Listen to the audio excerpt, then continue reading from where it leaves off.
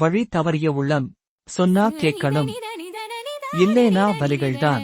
சில சமயம் வாழ்க்கையில மற்றவங்களுக்கு நல்ல வாய்ப்பு கொடுக்கணும். ரொம்ப நல்ல மனசோட நாம போகும்போது நமக்கு திரும்ப கிடைக்கிறது. நம்பிக்கை இழப்பு, ஏமாற்றம், சில நேரம் அவமானம் மட்டும்தான். 1000 அனுபவங்கள் இருந்தாலும் வாழ்க்கையில யாரையும் நொடிப்பொழுதும் நம்பிடாதீங்க. நம்ம குழந்தைகளே எச்சரிச்சு சொல்லி இருந்தாலும் அதையெல்லாம் மறந்து மீண்டும் மீண்டும் நாம எடுக்கிற சில தவறான முடிவுகள் தான் நம்ம குடும்பங்களுக்கே காயம் கொடுக்குது. இதுதான் உண்மை.